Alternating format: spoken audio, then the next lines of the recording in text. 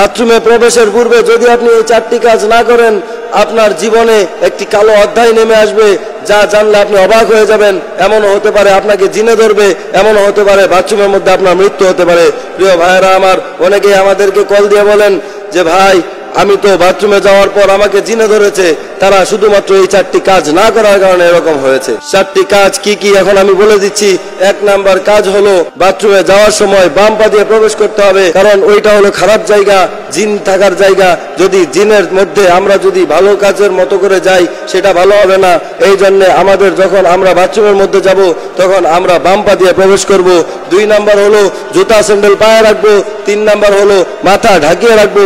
4 number হলো বাথরুমে প্রবেশের দোয়া পড়বো। কেননা বাথরুমের মধ্যে জিনদের আস্তানা, জিনেরা বাথরুমের মধ্যে থাকতে পছন্দ করে, জিনেরা ওই খারাপ জায়গায় থাকে। এই জন্য আমরা যখন বাথরুমের মধ্যে যাই, যদি দোয়া না পড়ে যায়, তাহলে ওই জিনেরা আমাদের উপর আক্রমণ করে আমাদের জীবনটাকে ধ্বংস করে ফেলে। প্রিয় ভাইয়েরা আমার, এই জন্য বাথরুমে প্রবেশের পূর্বে আল্লাহ তাআলার কাছে দোয়া করে নিতে হবে।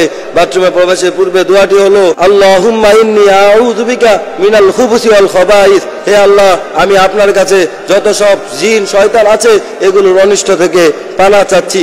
এইভাবে যদি আমরা এই 4টি আমল করে বাথরুমের মধ্যে প্রবেশ করি, ইনশাআল্লাহ আমাদের কোনো বিপদ হবে না।